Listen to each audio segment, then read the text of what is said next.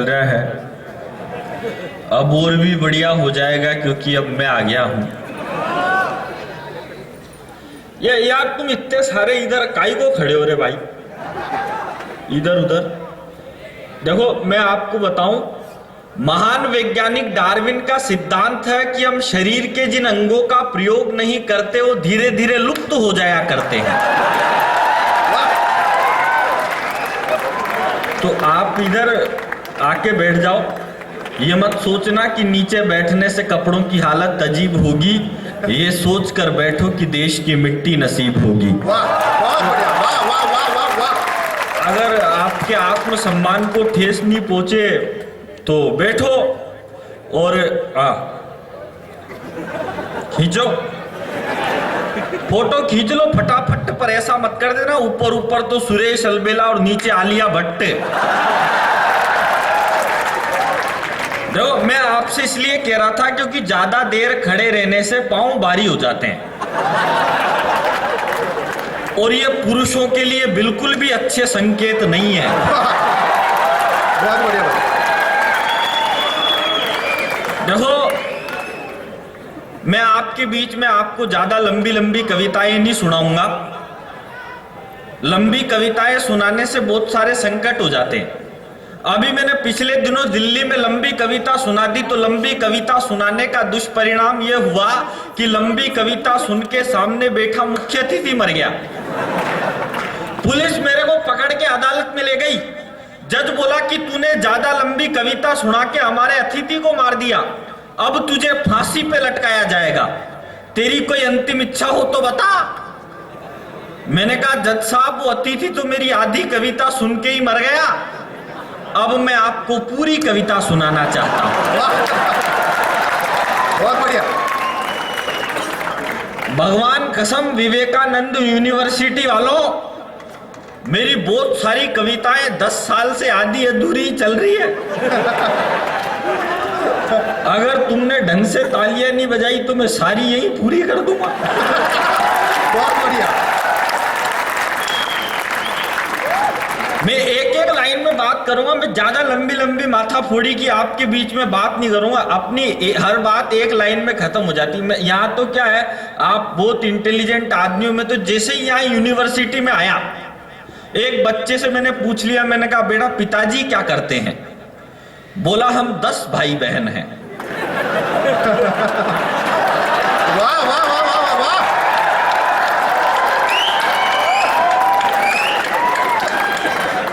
मैंने कहा पिताजी क्या करते हैं? बोला हम 10 भाई बहन हैं।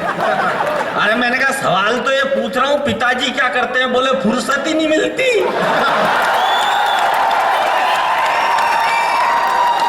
मैं तो आपकी कसम, ये जितने भी यूनिवर्सिटी में स्टूडेंट है, देखो सीटी बजाओ कोई दिक्कत नहीं है, ताली बजाओ कोई दिक्कत नहीं है, तुम्हारे जचे जो ही बजाओ, अपने को कोई दिक्कत नहीं है। मैं ऐसी कोई बात करता ही नहीं जिससे दिमाग पे लोड पड़े।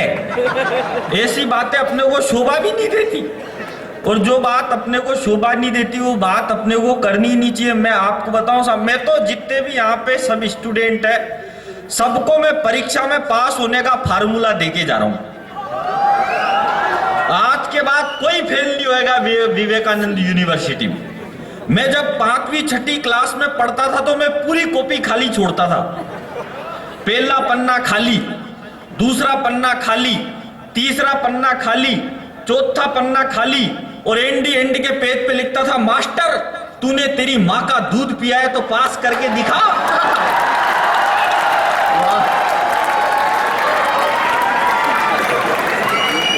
मेरा आज दिन तक फेल होने का चांस ही नहीं आया। अच्छा स्कूल में मास्टर हमसे साहब सवाल ही ऐसे पूछते थे, मार साहब हमसे फाइन काहे को लग जाए।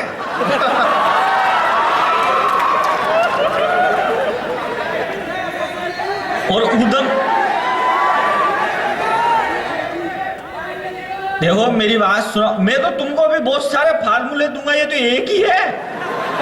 हमको तो स्कूल में मास्टर सवाल ही ऐसे पूछते थे, बेटा बता लड़की में कौन सी ई की मात्रा लगती है? मैंने कहा गुरुजी पहले तो लड़की दिखाओ। सही बात, बढ़िया, बहुत बढ़िया। लड़की अगर अपन से बड़ी है तो बड़ी ही की लगा देंगे।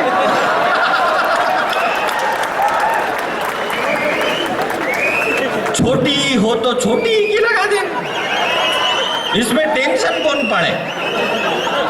आप देखते होंगे साहब, आजकल ये जितने भी छोरे स्कूल आते हैं, कोई भी देखो, आजकल सब बराबर की हो तो फिर तेरे को लगाने की जरूरत ही क्या है।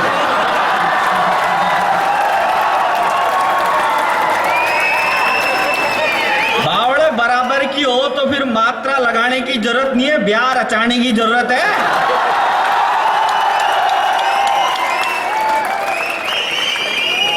तू एक बार बता, तू कहां का एरिया रहने वाला?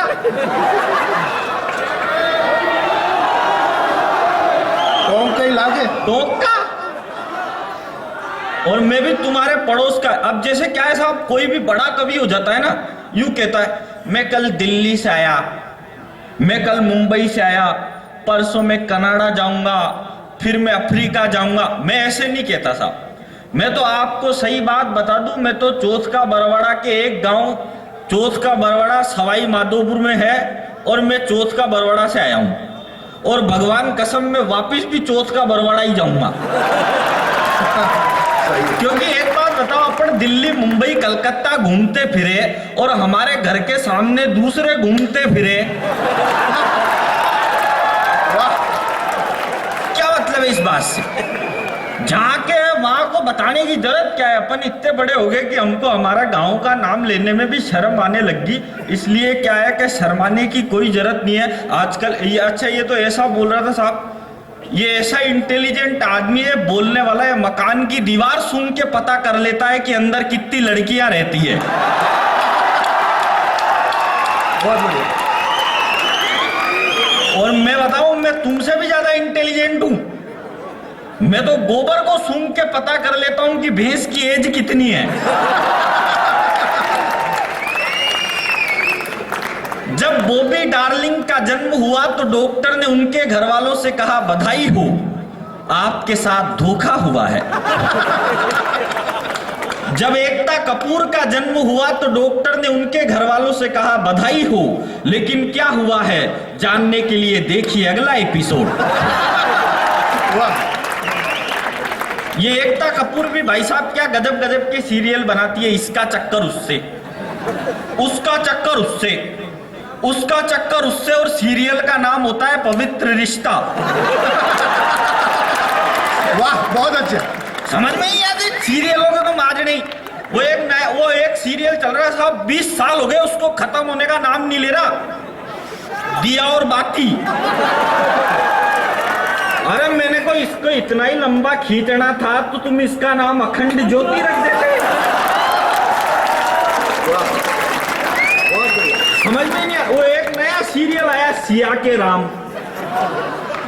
अब इन बेवकूफों को कौन समझाए, राम सिया के नहीं है तो क्या भारतीय जनता पार्टी के हैं? और अगर भारतीय जनता पार्टी के हैं तो फिर अयोध्या में क्यों नहीं है? और अयोध्या में नहीं है तो फिर वैसे क्यों है? जैसे वो होने चाहिए थे वैसे क्यों नहीं है? इसलिए मैं आपके बीच में, मेरी बहुत सारी बातें तो आपको कल समझ में आएगी। जब प्रभु देवा का जन्म हुआ तो डॉक्टर ने उनके घर वालों से कहा, बधाई हो, लेकिन बच्चा हिलना डुलना बंद करेगा तभी तो बताएंगे कि क्या हुआ है। बहुत बढ़िया। जब अरविंद केजरीवाल का जन्म हुआ तो डॉक्टर ने उनके घर वालों से कहा, बधाई हो, धरना हुआ है।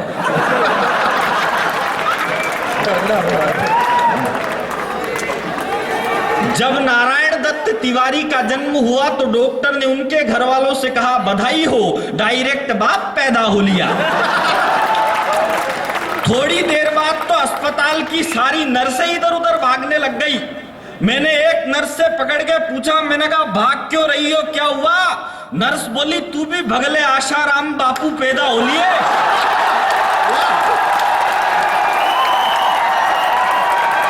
बहुत अच्छा।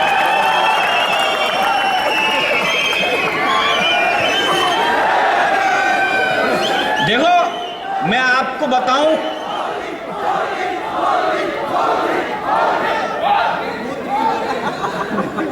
आएगा नंबर सबका। ऐसे काहे को परेशान हो रहे हो तुम? अच्छा, हिंदुस्तान की सरकार ने हर लड़के की शादी की उम्र तय कर रखी 21 साल। मतलब देश की सरकार आपको यह बताती है कि आप शादी कब कर सकते हो, और दिग्विजय सिंह जी ये बताते हैं कि कब तक कर सकते हो। और आशाराम बापू और नारायण दत्त तिवारी से तो ये शिक्षा मिलती है कि जब तक वैलिडिटी खत्म नहीं हो जाए तब तक कर सकते हो।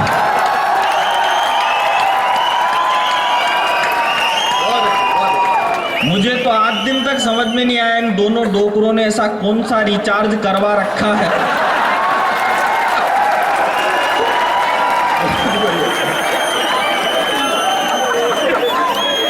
तो टाइम खत्म होने का नाम ही नहीं लेता। अरे लोग साहब बिना बात परेशान, सारा देश परेशान, बोले ये आतंकवाद हो गया, ये पठानकोट पे हमला हो गया, ये महंगाई बढ़ गई, ये दाल महंगी हो गई, ये मुर्गा महंगा हो गया, सब परेशान है। देखो ये सब देश की समस्या नहीं है साहब, आतंकवाद इस देश की समस्या नहीं है, महंगाई भी इस देश की समस्या नहीं है। इस देश की सबसे बड़ी तकलीफ यह है कि 50 साल हो गए लेकिन फिर भी वो पार्ले जी वाला लड़का वो बड़ा होने का नाम नहीं ले रहा। बहुत बढ़िया। और उससे भी बड़ी तकलीफ ये है कि वो एमडीएच वाला डोकरा वो सलटने का नाम नहीं ले रहा।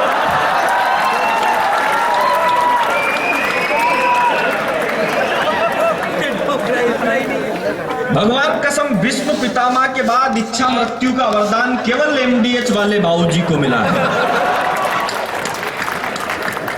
मैं तो आपको बताऊं, एक दिन मैं, ये प्रवीण मस्त और वो एमडीएच वाले बाबूजी, हम तीनों जा रहे थे रास्ते में, हम तीनों को भगवान मिल गए। भगवान पहले तो मेरे पास आए, मेरे से बोले बेटा तेरे को अब शादी करनी पड़ेगी।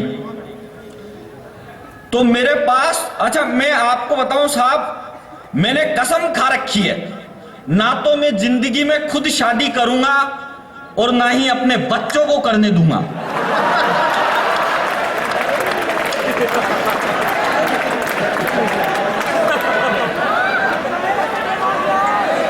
मैं चले गया एमडीएच, वो तीनों को मिल गया, हमको भगवान मेरे पास आए, बोले बेटा तेरे को अब शादी करनी पड़ेगी। तो मेरे पास वो 80 साल की एक डोकरी लेके आ गए, बोले इससे करनी पड़ेगी। मैंने कहा भगवान मैंने ऐसा कौन सा पाप कर दिया था?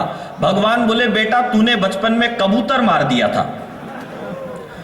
फिर प्रवीण मस्ती जी का नंबर, इनके पास 105 साल की लेके आ गए, 5 ज्यादा। ये भी बोले भगवान मैंने ऐसा कौन सा पाप कर दिया था? बोले तेरे को शादी करनी पड़ेगी इससे। बोले भगवान मैंने ऐसा कौन सा पाप कर दिया था? बोले बेटा तूने भी बचपन में कबूतर मार दिया था। फिर एमडीएच वाले बाबूजी का नंबर, भगवान उसके पास 21 साल की दीपिका पादुकोण जैसी छोरी लेके आ गए। और मैंने कहा भगवान ये कौन सा अन्याय है? ये एमडीएच वाले बाबूजी ने ऐसा कौन सा पुण्य का काम कर दिया था? तो भगवान बोले बेटा इन्होंने कुछ नहीं किया, दरअसल इस लड़की ने बचपन में कबूतर मार दिया था। देखो आप सब मस्ती के मूड में आओ और हंसो, मेरे को आपके ठाके चाहिए, ऐसे हंसो जैसे भांग खा के आए हो। मस्ती से, क्योंकि आदमी और जानवर में एक ही फर्क होता है साहब, हंसने का। आपने कभी किसी गधे को हंसते हुए नहीं देखा होगा। दुनिया में केवल इंसान है जो हंस सकता है। अगर कोई गधा हंसना चालू कर दे तो समझ जाओ वो इंसान बनने वाला है, और इंसान अगर हंसना बंद कर दे तो समझ जाओ ये परमानेंट बनेगा।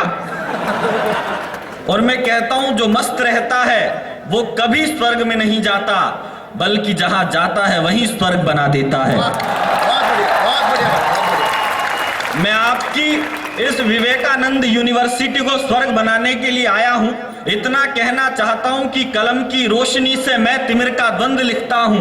डॉक्टर हमारे के राम साहब ने मुझे यहाँ बुलाया, बगड़िया जी ने यहाँ पर बुलाया, हमारे बड़े प्रिय दोस्त हमारे गांव के ही हैं, उन्होंने मेरे को यहाँ पे बुलाया, विजय शंकर शर्मा जी ने, मैं उन सबको धन्यवाद देता हूँ। और ये जो विवेकानंद यूनिवर्सिटी आपने इस पे नाम रखा है, मैं केवल इतना कहना चाहता हूँ कि कलम की रोशनी से मैं तिमिर का द्वंद लिखता हूँ, हेलो हाय कोई बोले तो मैं जय हिंद लिखता हूँ। यहाँ सब लोग कहते हैं ये लड़का तो दीवाना है, मैं हर बच्चे की किस्मत को विवेकानंद लिखता हूँ। बहुत बढ़िया, बहुत बढ़िया, बहुत बढ़िया। अच्छा, मैं आपको बताऊं साहब, हिंदुस्तान में आप देखना, आजकल नेताओं के बयान भी बिल्कुल समझ में नहीं आते। कोई भी नेता कोई सा भी बयान दे जाता है। अभी पिछले दिनों दिल्ली में एक नेता ने कहा कि दिल्ली में एक गरीब आदमी 5 रुपए में पेट भर के खाना खा सकता है। तो मैं बोले नेताजी झूठ काहे को बोल रहे हो, दिल्ली में आजकल 10 रुपए तो पेट खाली करने के लग जाते हैं। नरेंद्र मोदी जी ने कहा कि मैं हिंदुस्तान के घर घर में शौचालय बनवाऊंगा, फिर थोड़े दिन बाद बोले कि न मैं खाऊंगा न मैं खाने दूंगा। अब मैं बोले यार, जब ना आप खाओगे ना खाने दोगे तो फिर घर घर में शौचालय बनवाने की जरूरत क्या है। अच्छा, मैं आपको बताऊं, मैं किसी भी राजनीतिक पार्टी का आदमी नहीं हूं, न मैं भाजपा का आदमी हूं न मैं कांग्रेस का आदमी हूं। आदमी तो मैं मेरी लुगाई का भी नहीं हूं। मैं तो वैसा ही हूं जैसे अन्ना हजारे, अब्दुल कलाम थे, जयललिता, उमा भारती, मायावती, राहुल गांधी, सलमान खान और नरेंद्र मोदी आधे। अगले का कंफर्म ही नहीं हो रहा है इस आदमी को मैं कौन सी लिस्ट में रखूं। और मैं तो कहता हूं मोदी जी से, मैंने कहा मोदी जी जितना देश से प्यार करते हो उतना पत्नी से भी प्यार कीजिए। और अगली लाइन में लगे कि सुरेश अलबेला ने इस विवेकानंद यूनिवर्सिटी में कोई सही बात कहने की कोशिश की है, तो ये जितने भी लोग यहाँ पर उपस्थित हैं, एक एक आदमी मुझे दोनों हाथ ऊपर उठाकर तालियों से बताना कि मैंने सही बात कही है। मैं कहता हूं मोदी जी से, मैंने कहा मोदी जी जितना देश से प्यार करते हो उतना पत्नी से भी प्यार कीजिए और हिंदुस्तान के लिए 4-5 मोदी और तैयार कीजिए। वाह वाह वाह वाह वाह, ये पॉजिटिव बात हो। निकला बड़ा ही फाड़ू, पंजे का एक साड़ू, पोचा लगा चुका है दिल्ली में एक झाड़ू। मोदी ने फेसबुक को भी झंडा दे दिया है, मायावती के हाथी ने अंडा दे दिया है। सबको पकड़ के लाओ और इतना तो बताओ क्या चिंता ता चिता चिता चिंता ता ता चिंता ता चिता चिता चिंता ता ता। हो चिकनी कमर पे तेरी मेरा दिल फिसल गया,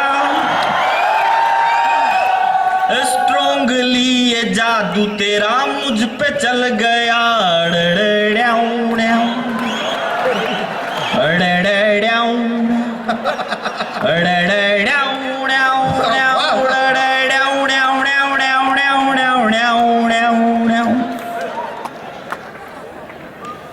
चिकनी कमर पे तेरी मेरा दिल फिसल गया, स्ट्रॉन्गली ये जादू तेरा मुझ पे चल गया। देखो मैं आपको बताऊं, मैं इंटेलिजेंट आदमी हूं साहब। मैं तो क्या है कि पिछले दिनों, मैं तो आपको बताऊं, पिछले दिनों एक अमेरिकन मुझसे मिला। अमेरिकन मुझसे बोला यार जितने भी आविष्कार दुनिया में किए वो सब हम अमेरिका वालों ने किए, तुम हिंदुस्तान वालों ने क्या किया। मैंने कहा तुम अमेरिका वालों ने क्या कर दिया रे चोटो। वो बोला हम अमेरिका वालों ने ऐसी मशीन बनाई जिसमें इधर से कद्दू डालो और उधर से सब्जी बन के तैयार। मैंने कहा तो कुछ भी नहीं है, इसके आगे का आविष्कार तो विवेका यूनिवर्सिटी के छात्रों ने कर दिया। बोला क्या कर दिया विवेकानंद यूनिवर्सिटी के स्टूडेंट्सों ने। मैंने कहा उन्होंने ऐसी मशीन बनाई जिसमें इधर से कद्दू डालो और उधर से सब्जी बन के तैयार। और आपको सब्जी पसंद नहीं आए तो उधर से सब्जी डालो, इधर से वापस कद्दू बन के तैयार।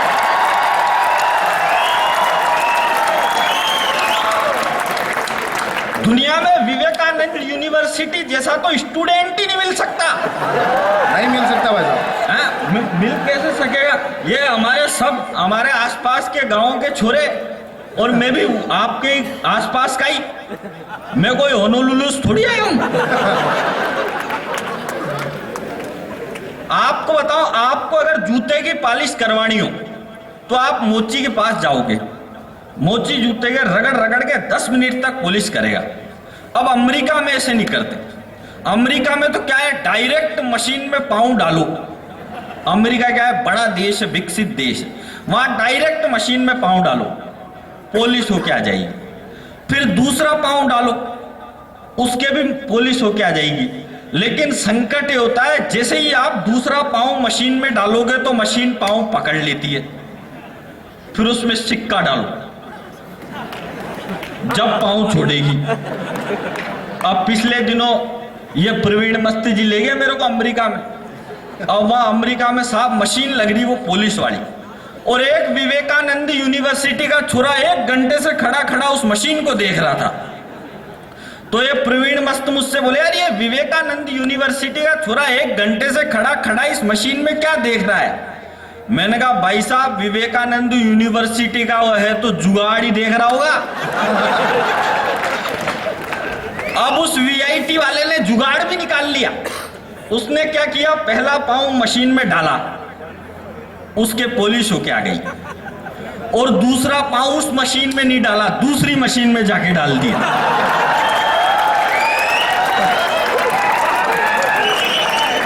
उसके फ्री में ही पॉलिश हो गई। और मरना तो उस अमेरिकन का हुआ जिसने पहला ही पांव मशीन में डाला। बहुत अच्छे। और पहला ही पांव मशीन में पकड़ लिया। ये विवेकानंद यूनिवर्सिटी वाले होते इतने इंटेलिजेंट। अच्छा, आजकल तो साहब टेक्नोलॉजी का जमाना है। आजकल टेक्नोलॉजी इतनी बढ़ गई साहब, किसी बच्चे से उसके बाप का नाम पूछो तो पट्टा गूगल पे सर्च करने लग जाता है। टेक्नोलॉजी का जमाना। मैंने पिछले दिनों हल्दीराम की दुकान पे मिठाई का ऑर्डर दिया साहब। जैसे ही मेरे को लड्डू चाहिए थे 1 किलो। मैंने 1 किलो लड्डू के लिए फोन किया तो फोन एक लड़की ने उठाया। लड़की मेरे से बोली, लड्डू के लिए 1 दबाओ, रबड़ी के लिए 2 दबाओ, गजक रेवड़ी के लिए 3 दबाओ। मैंने 1 दबा दिया। फिर उसने 3 ऑप्शन दे दिए। मूंग के लड्डू के लिए 1 दबाओ, बूंदी के लड्डू के लिए 2 दबाओ, बेसन के लड्डू के लिए 3 दबाओ। मैंने फिर 1 दबा दिया। फिर उसने 3 ऑप्शन दे दिए। 1 किलो के लिए 1 दबाओ, 10 किलो के लिए 2 दबाओ, और 100 किलो के लिए 3 दबाओ। अब गलती से क्या हुआ भाई साहब, इस बार मेरे हाथ से 3 दब गया। थोड़ी देर बाद तो उसी लड़की का वापस फोन आ गया, सर आपने 100 किलो लड्डू का ऑर्डर दिया था। मैंने कहा, यार 100 किलो लड्डू कौन खाएगा? बोली, सर आपने 100 किलो लड्डू का ऑर्डर दिया था। मैंने कहा, देखो हम 20 भाई हैं, सबसे बड़े से बात करने के लिए 1 दबाओ।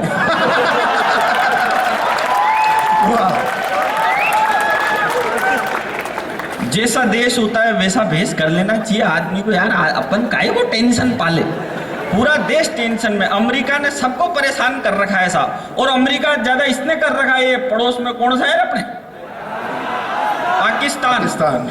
मैंने तो आपको बताऊं साहब, मैं पाकिस्तान के बारे में कोई कविता नहीं बोलता ही। अपन ने तो अपने कुत्ते का नाम पाकिस्तान धर रखा है।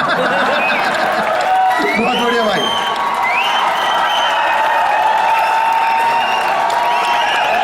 और क्या भाई साहब, जब भी मन में आए 2 लाख 2 मस्तरों को टेंशन वाले। वाह।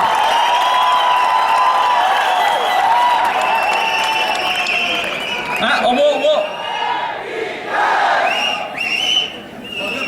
ये देखो, ये होता है कॉलेज। जहां पे नारा लग रहा है बंसी वाले की जय, वरना पिछले दिनों मैंने अखबार में पढ़ा कि वहां पर लग रहे थे नारे कि भारत तेरे टुकड़े होंगे। इस मुकाम पर केवल मैं इतना कहना चाहता हूं कि सिंहों की शक्ति को, सिंहों की शक्ति को चूहों ने तोल लिया है। कश्मीर में आतंकवादियों ने विद्यालय खोल लिया है। वे जनता के दिलों में दहशत का आलम जगा रहे हैं और देश के नेता शीला की जवानी पर ठुमके लगा रहे हैं। बहुत अच्छा। लोग मन में आए जो ही बोल रहे वो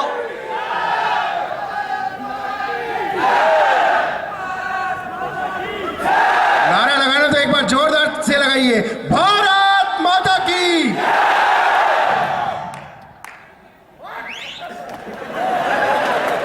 बहुत बढ़िया।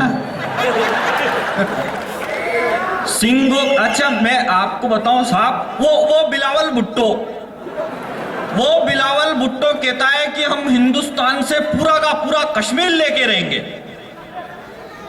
बिलावल भुट्टो बोला कि हम हिंदुस्तान से पूरा का पूरा कश्मीर लेके रहेंगे। अब उस बेवकूफ को कौन समझाए, बेवकूफ पूरा तो हमारे खुद के पास ही नहीं है। सही बात। पूरा खासे दे यार तेरे को।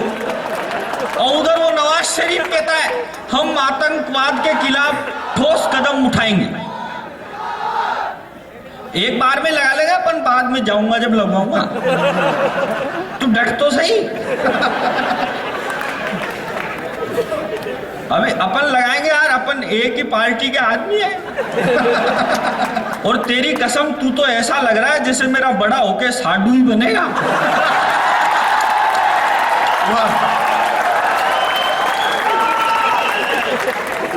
हालांकि मैं 27 साल का हो गया, अभी तक तो नहीं हुई मेरी। सॉरी, 2 कम बता रहा हूं मैं। इससे क्या है कि होने के चांसेस बने रहते हैं। और ऐसे कॉलेज वॉलेज में जाओ तो कम ही बतानी चाहिए। सही है। और मैं दरअसल क्या है कि मैं इन लड़कियों का बिल्कुल भी भरोसा नहीं करता साहब।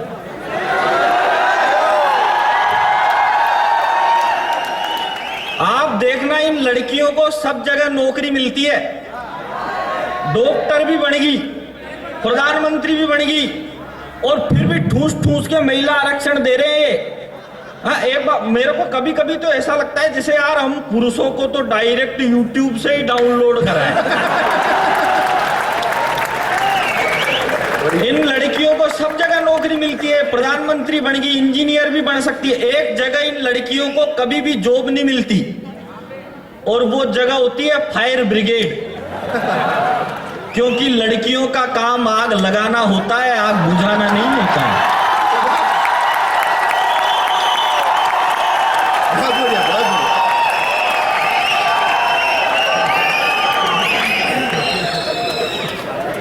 वो मिलती थी रोज मुरारी से, पर से टिंग थी गिरधारी से। खर्चा राजू से लेती थी, वो माइक दे दो हाथ वाला। वो मिलती थी रोज मुरारी से, पर से टिंग थी गिरधारी से। हाँ, ये वाला।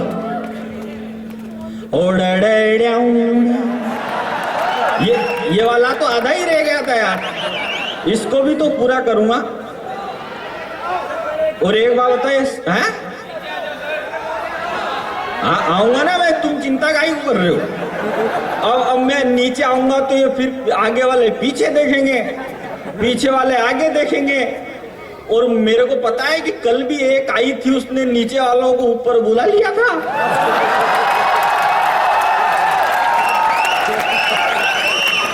सारी न्यूज लेके चलता हूं मैं, क्योंकि मैंने पहले ही बता दिया आपको, मैं बम्बई से नहीं आया, मैं चौथ का बरवाड़ा से आया हूं। अपने को कोई संकट नहीं है, अपनी टीआरपी पे कोई फर्क नहीं पड़ता।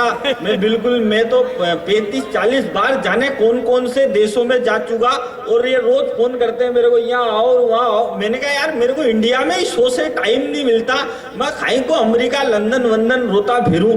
और वैसे अपने माजड़े भी ऐसे ही है कि अपन इंडिया में ही ढंग की बात करते हैं। अब वो आमिर खान बोला, वो बोला आमिर खान, बोला मेरी लुगाई कहती है कि अपने को देश में रहने से डर लगता है, मेरी लुगाई कहती है देश छोड़ दो। भाई साहब 10 साल से ये परवीन मस्त की लुगाई कह रही है दारू छोड़ दे। तभी तो पी के मस्त हो रखे हैं ये। आज तो दारू नहीं छूट रही उससे, और वो कह रहा है देश छोड़ दो। और मैं कहता हूं साहब, हिंदुस्तान में जिस भी औरत को अपने पति के रहते हुए अगर रहने में डर लगता है तो उसे देश नहीं, सबसे पहले अपना पति छोड़ देना चाहिए। बहुत अच्छे। ये 25-25 करोड़ के हीरो जब ऐसे बोलते हैं तो बड़ा, वो अजय देवगन साहब वो सिंघम नाम की पिक्चर बनाई उन्होंने, और एक विज्ञापन कर रहे हैं विमल खाओ, दाने दाने में केसर का दम। और मैं कहता हूं विमल खाओ, दाने दाने में कैंसर का दम। सही है। विमल काई को खिला रहे हो यार तुम युवा पीढ़ी को, इनको अच्छी चीजें फल फ्रूट खाने की कहो, उसका कोई ऐड नहीं कर रहा, और ये कोल्ड ड्रिंक के ऐड कर रहे हैं, ये विमल के ऐड कर रहे हैं, तब थोड़ा सा दुख होता है। इसलिए मैं इस युवा पीढ़ी के बीच में बहुत सारी अच्छी बातें करना चाहता हूं। कोई प्रॉब्लम नहीं है सर? नहीं, कोई ऐसी कोई बात नहीं है, सब देश में बढ़िया ही चल रहा है, यहाँ असहिष्णुता का कोई माहौल नहीं है। और जो होगा मैं सब संभाल लूंगा पकड़ पकड़ के इनको। वो अमेरिकन की बात बता रहा था मैं आपको, ये लाइट जलाती कि मेरे माथे में। देखो मैं आपको बताऊं, आदमी के सर पे जिंदगी में 2 ही औरतें हाथ घुमाती है। किसी ने घुमाया था? नहीं घुमाया। आदमी के सर पे जिंदगी में 2 ही औरतें हाथ घुमाती है, एक माँ और दूसरी बीवी। जब माँ माथे पे हाथ घुमाती है तो बाल बढ़ते हैं,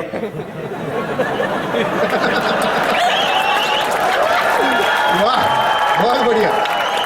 और जब लुगाई माथे पे हाथ घुमाती है तो सूपड़ा साफ।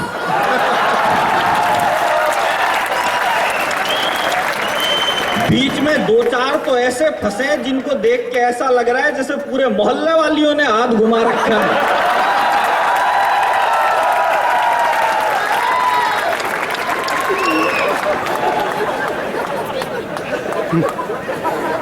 अब आया ना देखो तुम्हारे खा के, मैं सबको हंसाऊंगा, पकड़ पकड़ के हंसाऊंगा, और जो नहीं हंसेगा ना उसको भी हंसाऊंगा, और जो मेरी अच्छी बात पे ताली नहीं बजाएगा मैं उन सबको श्राप दे दूंगा, अगले जन्म में घर घर जाके बजानी पड़ेगी।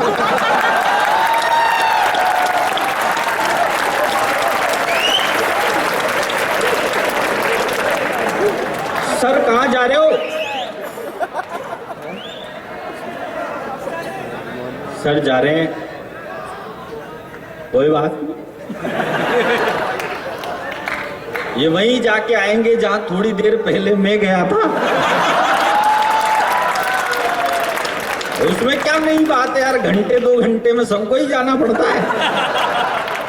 अच्छा आदमी क्या है, सबसे ज्यादा अपनी लुगाई से दुखी रहता है, सही बता रहा हूं, बिल्कुल सही बता। पत्नी को इंग्लिश में कहते हैं वाइफ।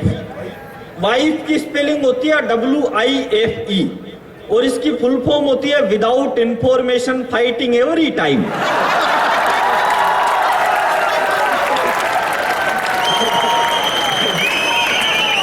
कभी भी लड़ने के लिए तैयार रहती है। आदमी घर में से बाहर निकलता है, पीछे से लुगाई फोन करती है, हेलो कहाँ हो?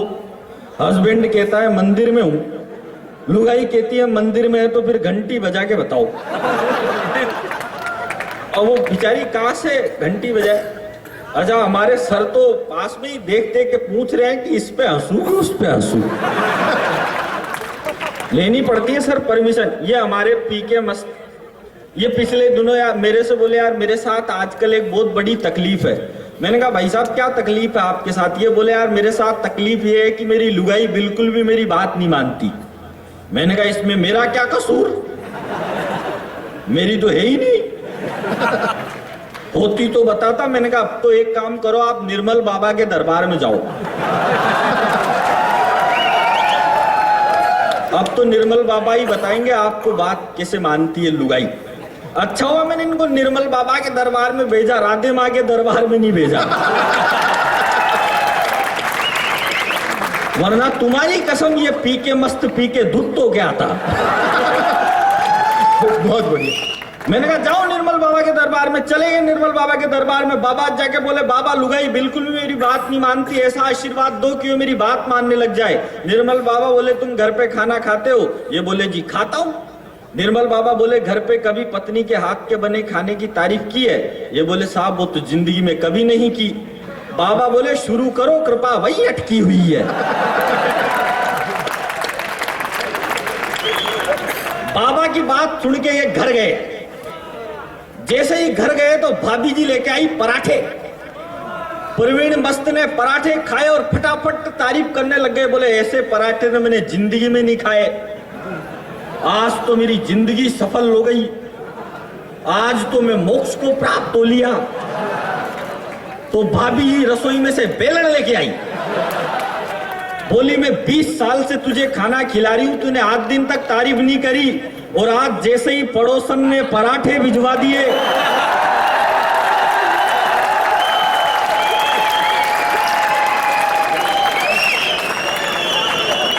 तो तू मोक्ष को प्राप्त हो लिया। वो एक अध्यक्ष तो माइक पे से चिल्ला रहा था, बोला जो भी आदमी अपनी लुगाई से डरते हो एक लाइन में खड़े हो जाओ, और जो लुगाई से नहीं डरते हो वो दूसरी लाइन में खड़े हो जाओ। तो लुगाई से डरने वालों की लाइन 5 किलोमीटर लंबी हो गई, और लुगाई से नहीं डरने वालों की लाइन में केवल एक आदमी खड़ा था। यही अध्यक्ष ने इनसे कहा यार तू बड़ा शेरदिल इंसान है जो अपनी लुगाई से नहीं डरता। तो ये बोला फालतू फोकट की बात मत करो अध्यक्ष साहब, मैं तो इसलिए खड़ा हूं क्योंकि मेरी वाली मुझसे बोल के गई है यहां से एक कदम भी हिल गया तो तेरी दोनों टांगे तोड़ दूंगी।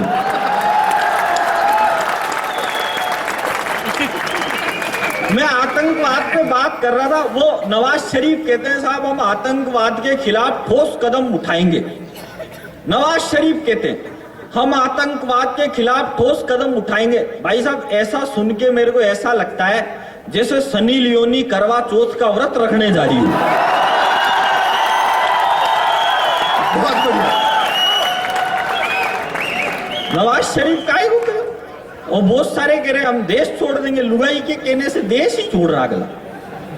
जो भक्तों की ना माने ऐसे भगवान चले जाएं, जो भक्तों की ना माने ऐसे भगवान चले जाएं, अहंकार की चादर में लिपटे अभिमान चले जाएं, और जिनको भारत की धरती पर रहने से डर लगता है हिंदुस्तान छोड़ करके वो पाकिस्तान चले जाएं।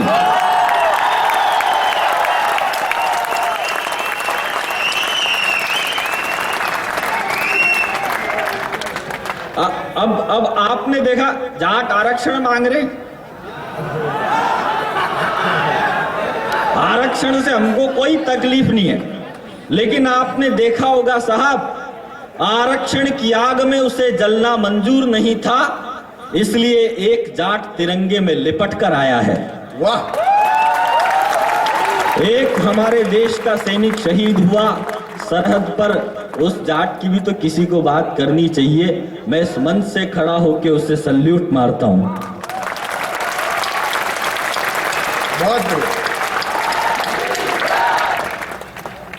हो मिलती थी रोज मुरारी से, पर से टिंग थी गिरधारी से, खर्चा राजू से लेती थी, शर्माती थी बनवारी से, मिलती थी रोज मुरारी।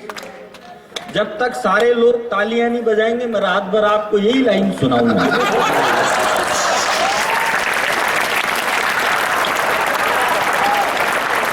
हो मिलती थी रोज मुरारी से, पर से टिंग थी गिरधारी से,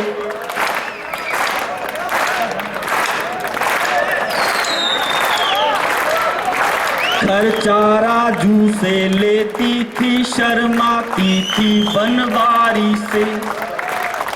जब हम स्कूल में पढ़ते थे तो एक टिफिन में खाते थे, हम सूखी रोटी लाते थे पर घी का भोग लगाते थे। अब रास्ते में मिलती है तो आहें भर के रह जाते हैं, और उसके दो दो बच्चे मुझको मामा जी कह जाते हैं। वो हो गई पूनम ढिल्लो सी, वो हो गई पूनम ढिल्लो सी, हम रह गए अटल बिहारी से मिलती थी रोज मुरारी। वो एक बच्चे ने मुझसे पूछ लिया, अंकल ये महिलाएं मांग में सिंदूर क्यों भरती है? मैंने कहा बेटा सिंदूर देखते ही झट समझ जाना चाहिए कि इस प्लाट की रजिस्ट्री ऑलरेडी हो चुकी है। बच्चा बोला फिर ये मर्द मांग में सिंदूर क्यों नहीं भरते? मैंने कहा बेटा ये अवैध संपत्ति, इसका कोई रजिस्ट्रेशन नहीं है।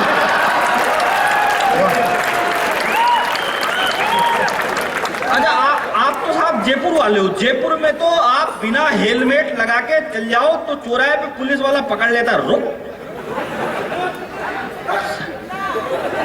साइड में आ।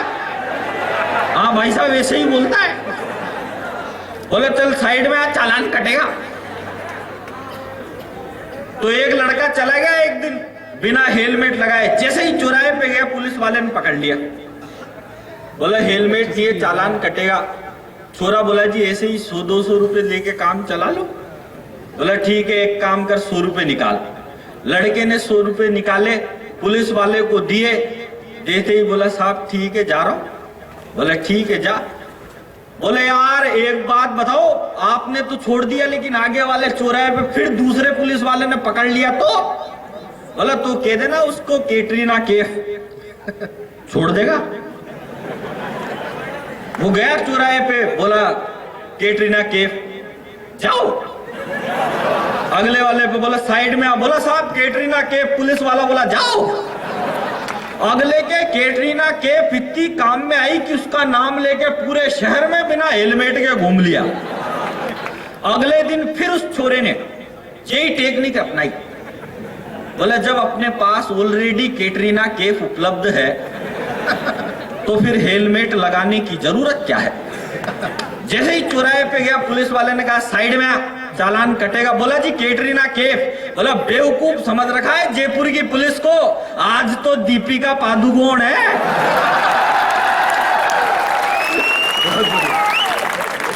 बढ़िया क्या, मैं वो अमेरिकन की बात बता रहा था। वो साहब एक अमेरिकन तो हमारे बरवाड़ा में आ गया, हमारे गांव में।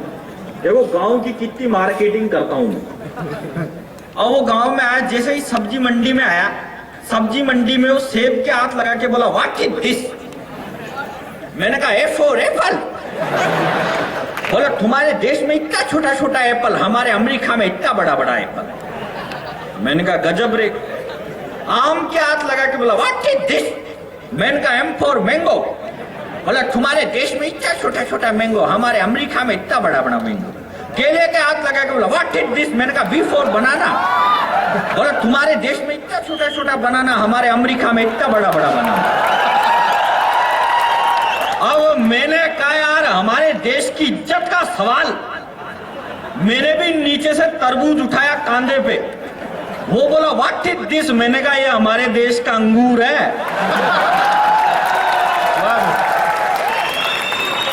अब तू ये बता तुम्हारे देश में कितना बड़ा बड़ा होता है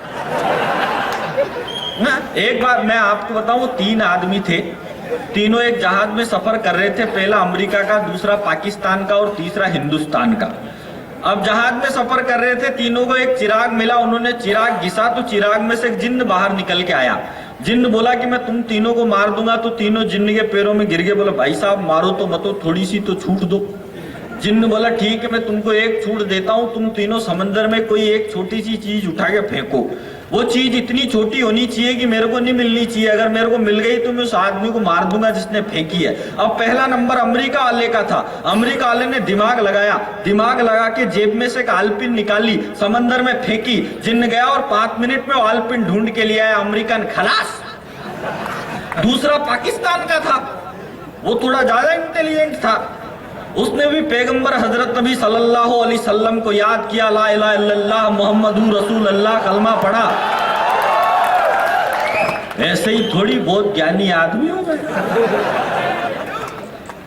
उसने भी ला इलाहा इल्लल्लाह मोहम्मदुर रसूल अल्लाह कलमा पढ़ा, सर में से एक बाल उखाड़ा, समंदर में फेंका, जिन्न गया और 5 मिनट में वो बाल भी ढूंढ के ले आया। वो पाकिस्तानी भी खलास। अब तीसरा वो हिंदुस्तानी, और हिंदुस्तान में भी वीआईटी का स्टूडेंट। उसने अपनी जेब में से डिस्प्रिन की गोली निकाली, डिस्प्रिन की गोली फाड़ी में जाते ही गायब। वो जिन्न क्या उसके बाप के हाथ नहीं आओ। लेकिन जिन्न भी रोनी खा गया साहब। जिन्न ने उसको भी मार दिया, वीआईटी वाले को भी। तीनों मर गए। तीनों मर के यमराज के दरबार में पहुंचे तो यमराज के दरबार में जैसे ही पहुंचे तीनों को नरक में भेज दिया यमराज ने। तो जैसे ही गेट पे वो वीआईटी वाला घुसा, उसने नरक का गेट ही तोड़ दिया। तो बोले साहब यार ये गेट तुमने तोड़ दिया, हम तुम में से क्या बोल रहे भाई साहब?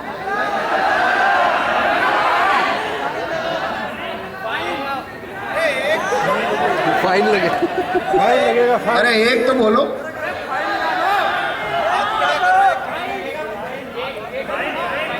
गेट का फाइन काहे को लगा दो? फाइन को लगा तो ये यूआईटी थोड़ी हो, वो है यार। हाँ वीआईटी समझता हूँ मैं, यूआईटी भी समझता हूँ। तू क्या सोच रहा है मैं होलैंड से आया हूँ? जब तुमको 15 बार समझा दिया भाई मैं तुम्हारे पड़ोस का ही हूँ, तो मैं नहीं जानूंगा कि यूआईटी क्या होती है, वीआईटी क्या होती है। मैं बहुत 1.5 शाना आदमी हूँ। ऐसे ही थोड़ी, अगर मैं 1.5 शाना नहीं होता तो ये माइक तुम्हारे हाथ में होता, फिर मेरे को यहाँ ऐसे करने की क्या जरूरत है? तो उसने साहब गेट तोड़ दिया यमराज का। यमराज बोला तुम तीनों में से मैं एक आदमी को स्वर्ग में भेज सकता हूँ, हमारा क्या है? अब तुमने गेट तोड़ दिया, जो भी इस गेट को सही रेट में ठीक कर देगा मैं उस आदमी को स्वर्ग में भेज दूंगा। उसने अमेरिकन से पूछा भाई तू गेट ठीक करने के कितने रुपए लेगा? तो बोला साहब मैं तो 50,000 रुपए लूंगा। बोला 50,000 रुपए किस बात के? अमेरिकन बोला साहब 50,000 में से 30,000 का तो सामान आएगा, 10,000 मेरे और 10,000 रुपए मजदूरों के। दूसरा वो था पाकिस्तानी। उससे पूछा भाई तू गेट ठीक करने के कितने रुपए लेगा? तो बोला साहब मैं तो 20,000 रुपए, मैं तो 20,000 रुपए लूंगा। बोले 20,000 रुपए किस बात के? बोला साहब 20,000 में से 10,000 का तो सामान आएगा, 5,000 मेरे और 5,000 रुपए मजदूरों के।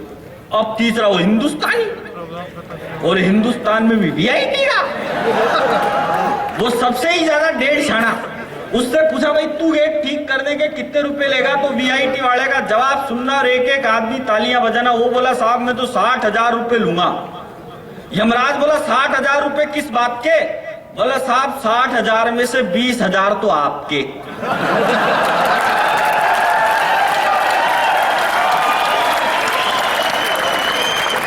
20,000 मेरे और बाकी बचे 20,000 वो इस पाकिस्तानी को दे देंगे, गेट बनाता रहेगा।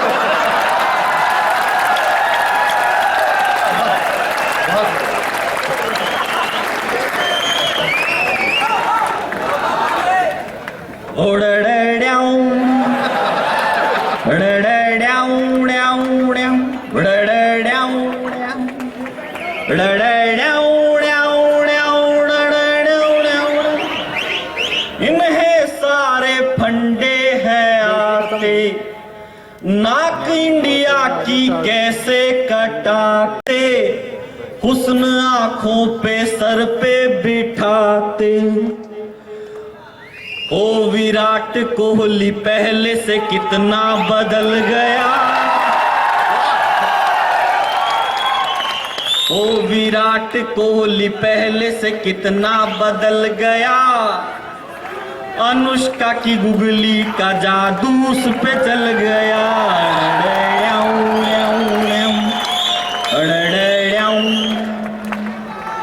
किरण बेदी क्या कहती है? हो अनशन में जाना था मुझको भी, तो सत्ता से नजरें जुड़ गई। ओ मुझको अन्ना जी माफ करना, मैं मोदी से जुड़ गई। बहुत बढ़िया। ओ गुपचुप गुपचुप गुपचुप, हो मैं निकला लठ लेके सीमा पे सरहद पे, दाऊद आया मैं लठ वहीं छोड़ आया। ओ लिखे जो खत तुझे वो तेरी याद में, सारे ही पढ़ लिए पापा ने रात में। सवेरा जब हुआ तो जूते पड़ गए, वो फैशन वाले बाल हवा में उड़ गए। एक लड़की थी दीवानी सी, अक्सर गलियों से गुजरा करती थी। वो लड़की अपने चेहरे पे नकाब रखती थी। एक लड़का उसे देखा करता था, वो उस लड़की से बहुत प्यार करता था। एक दिन लड़के ने लड़की से कहा, जाने मन अपने चेहरे पे से नकाब तो हटाओ, अपना ये चांद सा चेहरा तो मुझे दिखलाओ। लड़की बोली कि जिस दिन अपनी पहली पिया मिलन की रात हो जाए, जिस दिन तेरा मेरा मिलना हो और बादलों से बरसात हो जाए, मैं उस दिन अपने चेहरे पे से नकाब हटा लूंगी और ये चेहरा आपको दिखा दूंगी। धीरे धीरे दिक्कतें बढ़ने लगी, लड़की लड़के से रोज मिलने लगी। एक समय ऐसा आया, 7 दिन तक वो लड़की लड़के से नहीं मिली। लड़की लड़के के घर पर गई, पड़ोसियों ने बताया कि उस दीवानी की तो मौत हो चुकी। लड़की लड़के की कब्र पर जाकर रोने लगी। ये वही पिया मिलन की रात लग रही थी, क्योंकि उस दिन बादलों से बरसात की झड़ी लग रही थी। तभी उनकी प्रेम कहानी में एक किस्सा और जुड़ गया। आंधी के थपेड़े से लड़की के चेहरे का नकाब उड़ गया। लड़की ने अपना वादा निभा लिया, अपना चेहरा अपने प्रेमी को दिखा दिया। तभी कब्र में से आवाज आई, ये दोस्त, ये तो समय समय की बात है। कल तेरे चेहरे पे नकाब था, आज मेरे चेहरे पे नकाब। वाह वाह वाह,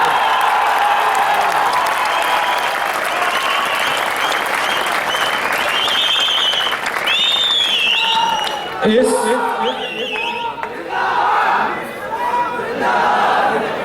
गजब का